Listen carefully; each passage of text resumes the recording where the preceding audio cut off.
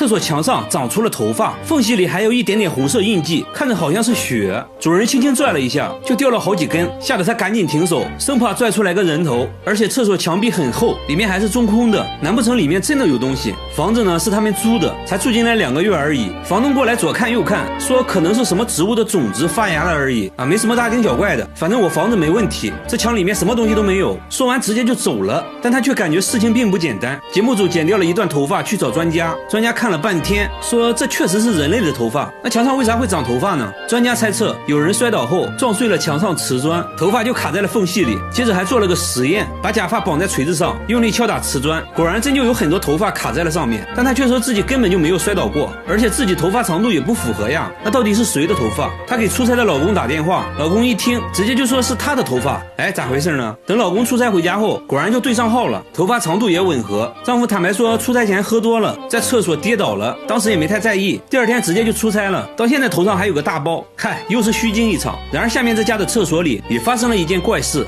他家厕所住了一个看不见的人，只要关上灯就会传来洗手的声音，哗啦哗啦的，肥皂上出现了奇怪的痕迹，地上也经常一片狼藉。打开灯呢却什么都没有，关键厕所都安装了防盗窗，地漏也是堵死的，不可能有东西能进来啊。这种怪异的现象整整持续了半年，搞得一家人精神崩溃，甚至怀疑是被什么不好的东西缠住了。节目组在厕所安装了摄像头，一夜过后查看录像，却看到了让人头皮发麻的一幕，马桶里竟然钻出来一只大老鼠啊！来到地面就开始疯狂破坏，发泄完又钻进马桶走了。主人这才恍然大悟，说有一次上厕所就感觉被什么东西顶了一下啊，现在想想都后怕，吓得他直接跑到了邻居家上厕所。关键他家在18楼啊，这老鼠是怎么钻上来的？这很不科学。专家说老鼠会游泳，马桶管道只有 S 弯的部位会存水，老鼠完全可以爬上来。专家决定用粘鼠板抓住它，围着马桶放了4个，但这老鼠成精了，好像意识到了危险，左闻闻右看看，迟迟没有来到地面，犹豫了好久，最终绕过粘鼠板跳了下来。毕竟是经历过大风大浪的老鼠，板子上的美食也不能诱惑它，它竟然推开了粘鼠板，一个风骚走位又溜回了马桶。工作人员决定用另一种方式阻止它，在楼下的总管道上安装了防回流输水阀，这样只能朝一个方向打开，老鼠就爬不上来了。这下世界安静了。然而下面这家厕所里好像也住了什么东西，他家的厕所会叫，只要静静的听就能听到咕呱咕呱的声音。有一次主人就看到一个黑影从洗手盆里钻了进去，好像是一个小动物，他们壮着胆子决定把这玩意儿吊出来，用绳子把虫子绑住，吊在半空等待它上钩。没一会儿果然钻出来一个什么东西，离近了一看，原来是一只青蛙，它直接一口就把虫子吞了，但感觉不对劲又吐了出来。奇怪，家里怎么会出现青蛙？而且他们家住在9楼，哎，这很不科学。刚开始以为是邻居家的宠物，但邻居却说家里并没有养宠物，楼上楼下都问过了，没有人养青蛙。专家研究了半天，说看着应该是典型的树蛙，虽然树蛙会爬墙，但是你这是9楼，树蛙根本是爬不上来的。洗手台的水管和马桶管道还不一样，不可能通过管道爬上来。专家猜测了很多原因，都被否定了啊，一筹莫展，没有任何线索。最后主人说之前从家里带来过一些生菜，专家恍然大悟，说蔬菜内部一般都会有虫卵或者小昆虫之类的，这只树蛙应该就是这样来到厕所的。接下来展开了营救，锯开水槽，树蛙就跳了出来，小小的一只，随后就呱呱呱的放生了。好了，我是月贝，关注我，每天一个迷惑行为大赏。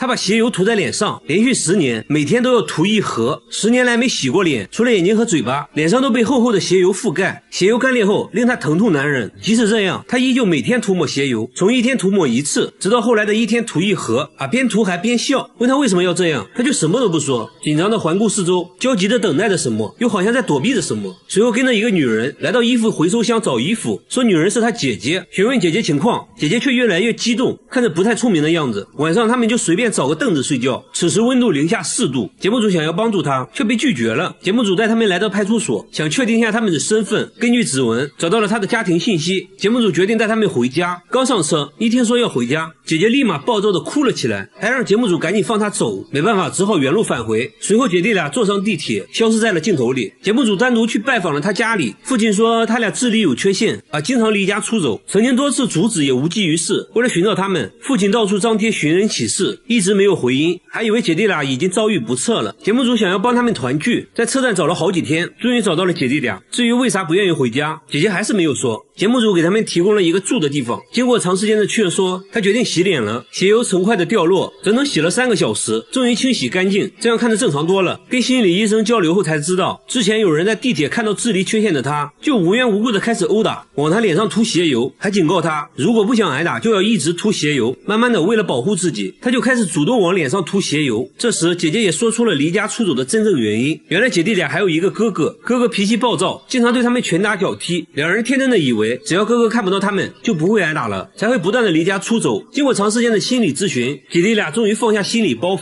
同意回家，一家人终于团聚了，还表示以后不会再离家出走了。大妈38年没摘过口罩，即使睡觉也不摘，从没有人完整的看过她的脸。有人说口罩下面的脸非常恐怖，看了就会做噩梦，只有在她洗脸的时候会摘掉，但从不照镜子，洗完脸就要赶紧戴上。节目组想让大妈摘掉口罩，也被拒绝了。不仅如此，她还一直用手扶着脸，好像很痛苦的样子，说必须要手动把眼皮翻开才能看清东西。大妈从衣柜拿出自己年轻时的照片，看着很正常啊，为什么会变成现在这样？真的是奇怪。即使和家人一起吃饭，也不会摘口罩，自己独自一人在卧室吃，家人都20年没见过她的脸了，就连女儿拍结婚照她都没有参加，因为拍照要求摘口罩。经过长时间的沟通，大妈说出了自己的故事。原来她18岁结婚后生下了4个孩子，在生第5个孩子的时候，很不幸出生就夭折了，这对她打击很大，慢慢的嘴巴变得不听使唤，舌头也变得僵硬起来。大妈鼓足勇气摘下口罩，可以看到她的牙齿都掉光了，牙龈都是外翻的。医生说她这种情况就是心理原因导致的，很可能是孩子的夭折让她悲伤过度，以至于严重影响到了身体健康。医生给大妈制定了详细的康复规划，希望大妈赶快走出来吧。和大妈一样，下面这个大叔也喜欢戴着面具，一个戴着诡异面具的人在无人的芦苇丛中弹琴，穿着白衣服，看着十分诡异，即使在深夜也会传来琴声，看到有人靠近立马扛着琴跑了。联想到最近发生的一起凶杀案，工作人员觉得这人可能不简单。第二天又见到了他，正戴着面具做表演。有人说他在街上弹琴已经有2年了，从来没有人见过他的真面目，都很好奇面具下的脸长什么样。表演结束后，他终于摘下了面具，满头大汗。那他为啥要一直戴着面具？原来啊，他的梦想是当一名钢琴家，但只要上台表演就会非常恐惧，手脚不停出汗，以至于失误不断。慢慢的，只要有人在，自己就无法弹琴，他不得不放弃了梦想，当起了快递员。偶然的一次，当他戴上面具弹琴时，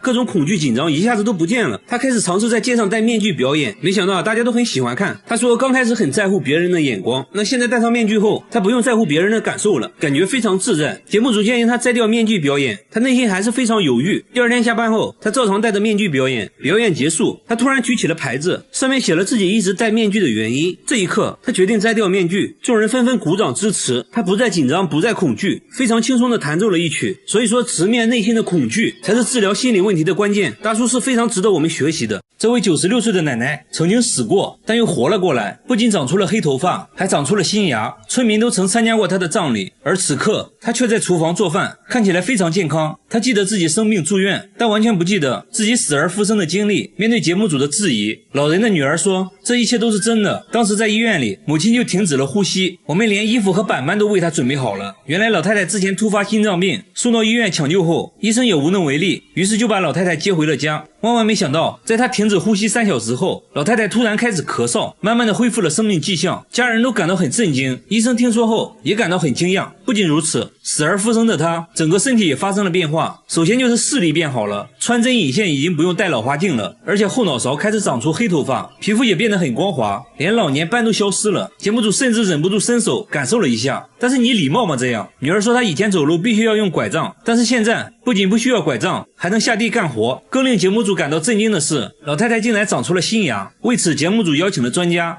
看到后大跌眼镜，是真的大跌眼镜。 치아가 새로 나오는 건 분명히 맞습니다. 95세 나이에 또 이가 나온다면 虽然好像很难解释这种现象，但是看到老太太健健康康的，一家人都很开心。那最后就祝她永远健康快乐吧。和老太太一样死而复生的，还有下面这只狗狗。这是一只从坟墓里爬出来的狗，在它死后的第5天，自己一瘸一拐地爬回了家。主人看到它回来，头发都炸起来了，而且旺财后腿受了严重的伤，只能用前腿爬行。这一切要从5天前说起。那天主人在田里干活，旺财在马路上溜达，一个没注意就被过往的车碾压了。当主人赶过来的时候，旺财已经奄奄一息。没一会儿，旺财就闭上了眼睛，停止了呼吸。主人非常伤心，然后邻居帮忙把旺财埋在了山上。但就在5天后，主人在院子里突然听到一声熟悉的狗叫。叫。刚开始她以为自己幻听了，没太在意，但随后她老公也听到了狗叫声，于是他们朝声音的方向搜寻，最后在房子附近的沟里发现了旺财。主人感到很不可思议，邻居也很内疚，毕竟是自己误以为旺财死了，才帮忙埋起来的。此时旺财的身体情况很差，宠物医生对他进行了全面检查，发现旺财后腿已经粉碎性骨折了。那么这种情况下，他是如何从半米深的坑里爬出来的？为此，节目组邀请了动物行为专家。专家分析后说，当时掩埋旺财的土壤颗粒很大，还混合着很多杂草，使得空气能够流通，这很利于他爬出坟墓。破土而出的旺财就这样沿着回家的路一点点爬行，最后爬到了家附近的沟里。沟里面的水帮助他生存了4天，最终被主人在这里发现。随后，医生给旺财做了骨折手术，手术很成功，骨头都恢复了原位。那就希望旺财早日康复。勇敢狗狗不怕困难，他们都是经历过死亡的。而下面这位是每天都会神秘消失。这个男人说他妈妈每天晚上都会神秘消失，于是节目组趁白天赶紧去见了他妈妈。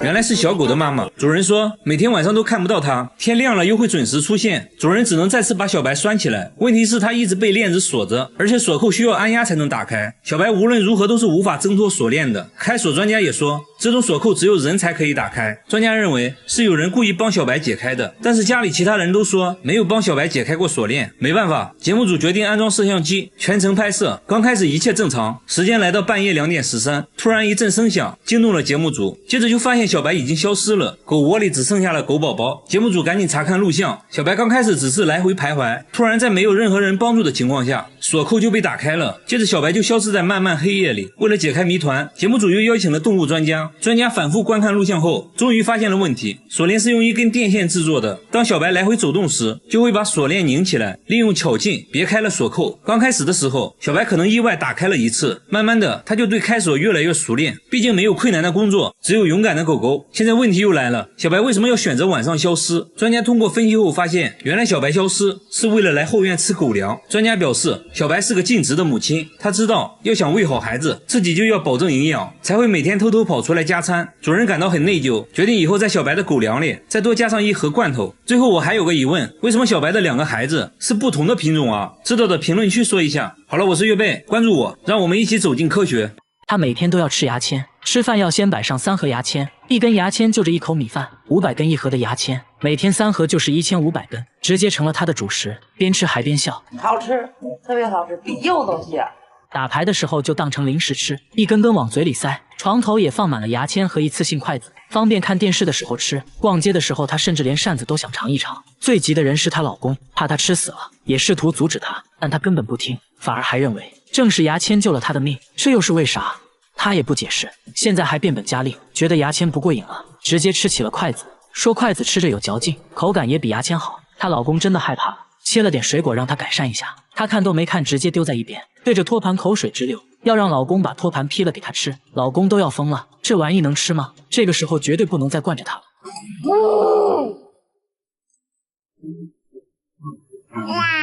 算了，当我没说。看来只要是木头大姐都想尝一尝。她边吃还边嫌弃，说这托盘应该是用胶水拼接的，满满的科技与狠活，味道不如牙签香。那她到底为啥要吃木头？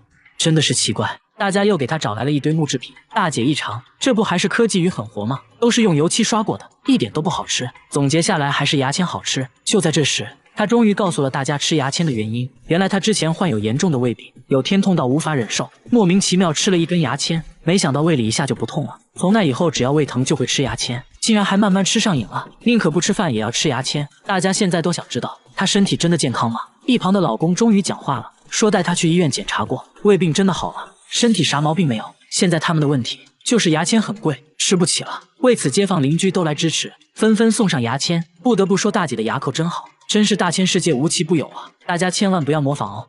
凌晨3点，全村人都不睡觉，全部守在一个摄像机前面。摄像机正对着黑漆漆的街道，只为听到一个熟悉又恐怖的声音。村里人最近被这怪声搞得精神崩溃，一到凌晨3点，整个村子就会传来类似电话拨号的声音。女孩说声音是从1个月前开始的，接着播放了自己录到的声音。节目组决定等待声音出现，就在3点整，声音如约而至。声音很明显是从外面传来的。于是第二天，大家在村里街道上都布置了摄像机，想要拍到点什么。凌晨3点，声音准时传来，摄像机却没有任何发现。白天节目组在村里转了半天，教堂的广播引起了大家的注意，但负责人说这广播线路断了，已经很久没用了。很快，村委会的广播进入了大家的视线。不过村长表示也很久没用了，但除了这2个可疑的广播外，就没有任何能发出这么有穿透力声音的设备了。节目组决定还是安装摄像机监控一下。又来到了凌晨3点，声音再次准时响起。这次大家确定声音就是从村委会广播里传来的。但诡异的是，此刻村委会里并没有人。村长说广播设备只有自己有钥匙，除了自己没人能使用广播。村长还给大家看了最近1个月的广播记录，一共就广播过2次，但这声音最近每天都有，所以肯定不是村长的原因。节目组又想到了专家，拿着录到的声音去分析，专家果然不一样，直接从这声音里面听出了对应的案件号码，而且每个案件间隔都一致。专家说人类是无法做到这一点的，所以肯定不是人为的。那现在怎么办呢？大家找来广播设备的厂家售后，经过长时间排查，终于找到了问题所在。售后说设备每天都有一个固定的运行信号，可以简单理解为设备重启信号。这台广播设备的重启信号设置在了凌晨3点，这个一般是不会被广播出去的，但恰巧这台设备发生了故障，才导致这个微弱的信号被放大，并且广播了出去。省流，广播设备出故障了。他每次坐地铁都要先把鞋油涂在脸上，连续10年每天涂1盒，10年来没洗过脸，厚厚的鞋油像抹了一层沥青，干裂后令他疼痛难忍。即使这样，他依旧每天涂抹。问他为什么要这样做，他却什么都不说，紧张地环顾四周，焦急地等待着什么，又好像在躲避着什么。随后等来一个女人，女人带他来到救济站吃饭。这里的工作人员说，女人是他姐姐，他们这样已经10年了，大家都不知道发生过什么。记者决定上前询问姐姐情况，没想到姐姐看到镜头越来越激动，冲着节目组大喊大叫。随后2人快速离开，又跑到了地铁站，随便找了个躺椅准备睡觉。此时气温只有4度，记者担心他们冻出病，提出要帮他们订房间，却被拒绝了。记者不忍心看他挨冻，脱下自己的外套给了他。白天还没等节目组找他们，他们就急匆匆找到了节目组，把外套还了回来。第一次对记者说了谢谢，说不是自己的东西不能要。大家把姐弟俩带到了派出所，经过一番调查，总算搞清了他们的身份，家里父母健在，还有一个哥哥。大家随即决定带姐弟俩回家。刚上车一听说要回家，姐姐立马情绪失控，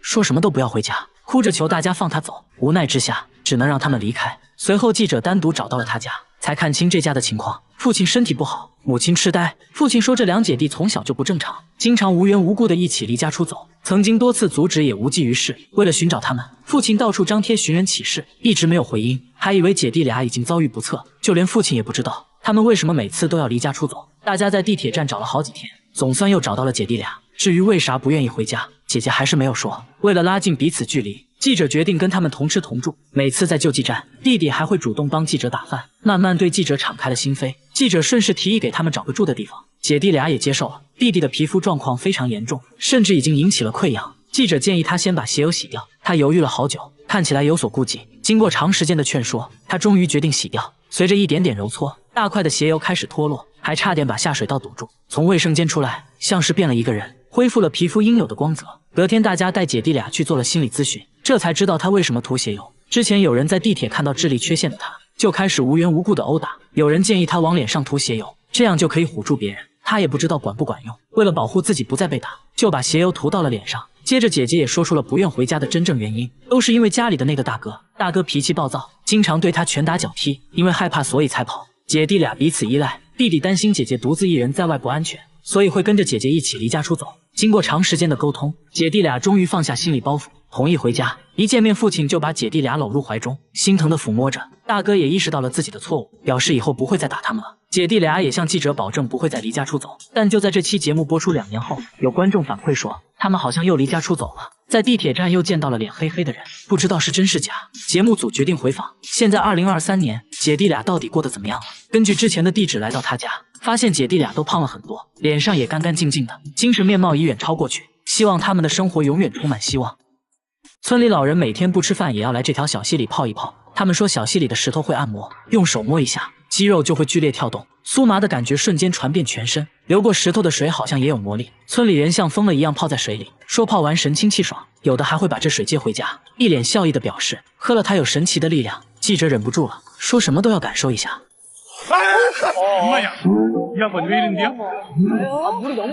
我严重怀疑这家伙是演的，韩国人都这个屌样，但他信誓旦旦地说自己真的有被电到，不过感觉挺爽的，甚至还有点上瘾。节目组摄像大哥看不下去了，你这演的太假了，你当观众是傻子啊？我来试试，这也没事啊。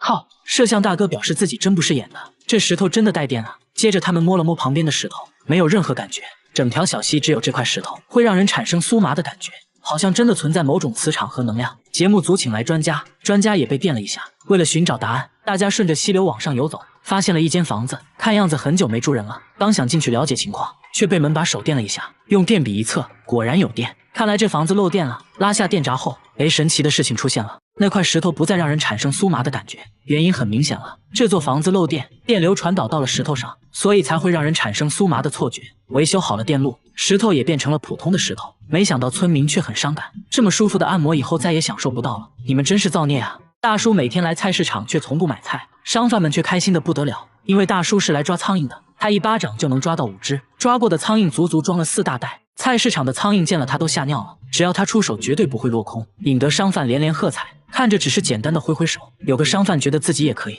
结果1只都没抓到。工作时，一只不知好歹的蚊子飞到了大叔身边，大叔慢慢靠近，苍蝇察觉不对立马就跑，但是太晚了，大叔已经出手，没有1只苍蝇能活着逃出他的手掌心。大叔轻蔑一笑，表示这都不算啥。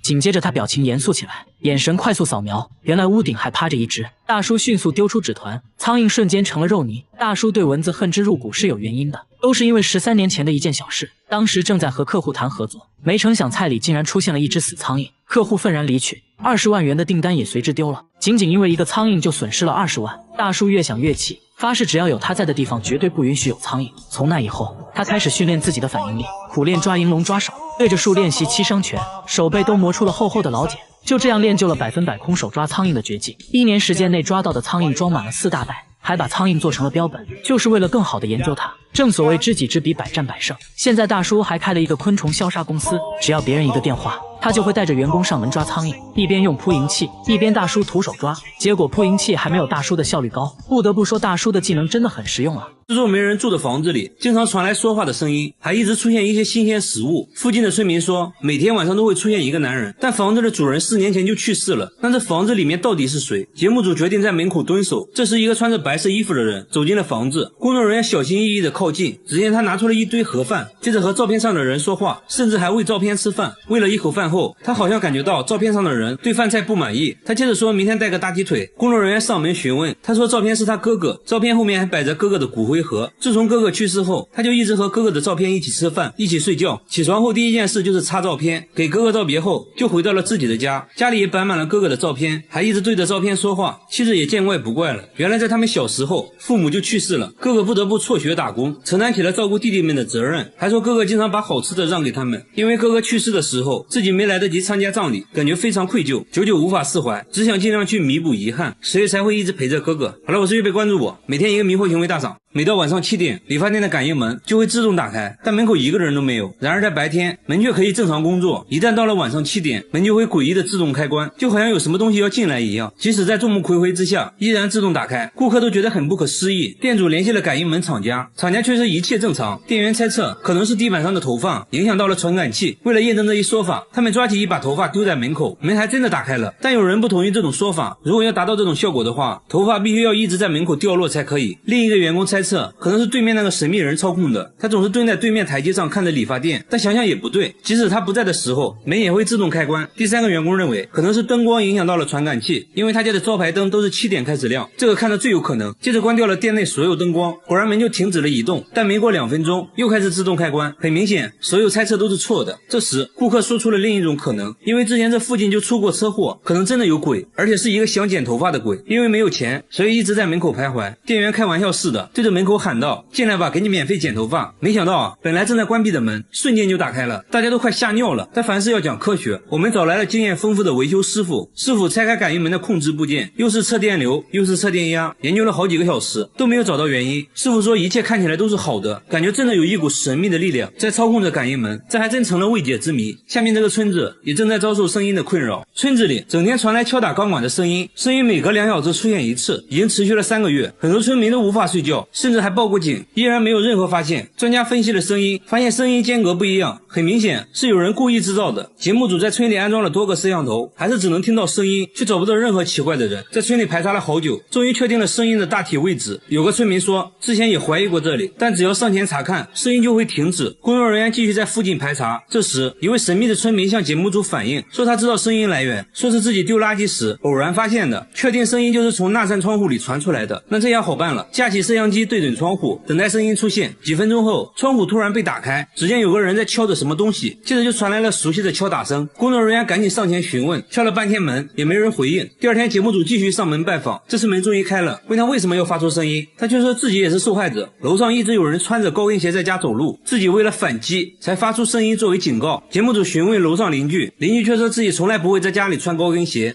这就奇怪了，医生认为他患有被害妄想症，以至于出现了幻听，必须要接受心理治疗。经过多次劝说，他终于同意接受治疗。困扰村民3个月的声音终于停止了。这还没完，下面这座空房子又发生了怪事。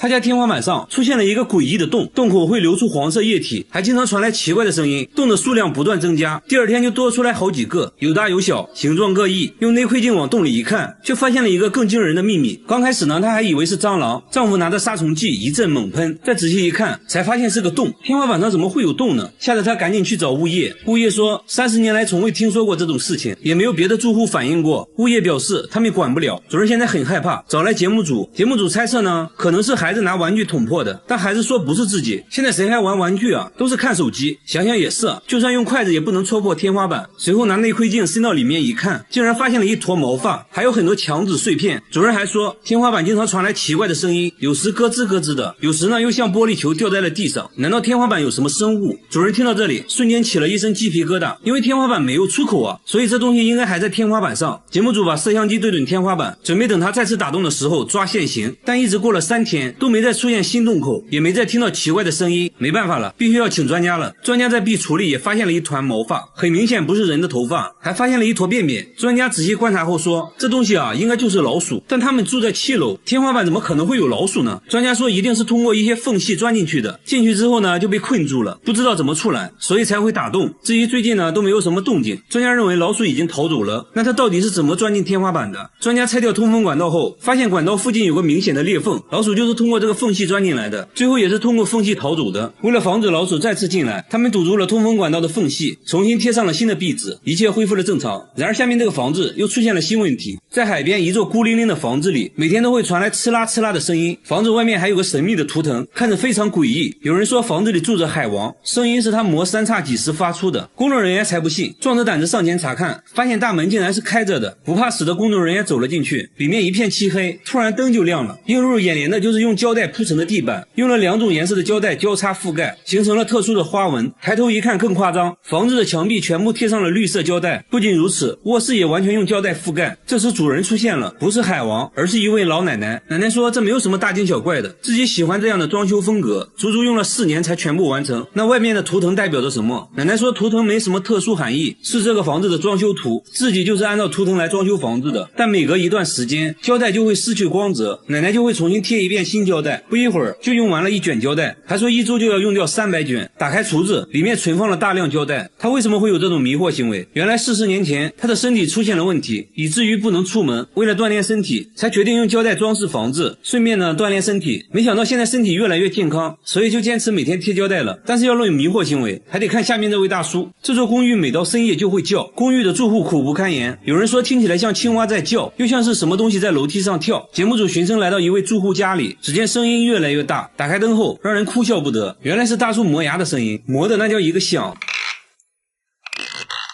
嘴角还不停抽搐，这简直就是用生命在磨牙。大叔说自己磨牙已经20年了，牙都磨掉了半颗，以至于现在都无法咀嚼食物，只能喝汤。妻子因为受不了，跟他离了婚。看着自己磨牙的录像，大叔表情凝重，说这是第一次看自己磨牙，没想到磨得那么深，磨得那么认真。朋友们也帮他解决过磨牙问题，等他磨牙的时候，脱掉袜子塞他嘴里，还会让他叼着一双筷子入睡，但都无济于事，反而磨牙越来越严重。去过很多医院，结果把同房间嗜睡症患者都整失眠了。大叔也觉得很不好意思。节目组再次带他来到大医院，医生说从没见过这么严重的磨牙患者，牙神经都快暴露出来了。随后检测他磨牙时的各项身体机能，医生发现在他睡觉时舌头滚动阻塞了呼吸道，所以他只能张嘴呼吸，这就是他磨牙的原因。对应的解决方案是做呼吸治疗。经过医生的努力，大叔终于改掉了磨牙的习惯。好了，我是月贝，关注我，每天一个迷惑行为大赏。他的手机会自己拨打电话，每天拨打2000次，他都换了5个新手机了，但是没用。即使买完手机刚出门，电话就开始自动拨打起来，慢慢的一家3口的手机都出现了这种问题，但手机并没有中病毒，这搞得一家人精神崩溃，而且电话都打给了亲戚朋友。朋友说有时候1分钟就能接到20个，刚接通就挂断。有一个朋友还是开餐厅的，电话非常耽误工作，给朋友道歉成了他们一家人的日常。手机不仅会自己打电话，有时还会发短信，关键短信内容很惊悚，还说这种现象一般都出现在晚上。于是节目组决定等待，但1夜过去，手机并没有出现自动打电话的情况。节目组又安装了多个摄像机，全程监控。第2天，儿子的手机率先打起了电话，儿子想拿手机给镜头看，刚走2步，手机自己就挂断了。与此同时，大叔的手机收到了一条短信，上面写着去世很久的父亲名字，这就非常惊悚了。节目组仔细观察录像后，终于发现了端倪。录像显示，奇怪的现象都发生在儿子拿着手机的时候，只有当他拿着手机，手机才会自动拨打电话。父亲手机上的短信也是在他拿走父亲手机后才收到的，而且每次都是儿子第一个发现这种现象。通过这些反常的举动，节目组认为儿子就是始作俑者。心理医生还发现，儿子在处理这些事情的时候很老练，看起来是策划好的，而不是简单的心理问题。节目组把儿子请了过来，想要套路他一下。经过一番询问，儿子终于憋不住了，承认了自己的所作所为。那他为啥要这样做？儿子说别人都觉得他没用，正好他了解到一款远程控制别人手机的软件，用软件控制了父母的手机。刚开始呢，觉得整蛊家人很好玩，而且家里就他懂智能手机，父母都很依赖他，这也让他获得了心理上的满足，才开始一则恶作剧。父母得知真相后很震惊，要求儿子向亲戚朋友道歉。电话之谜总算解开了。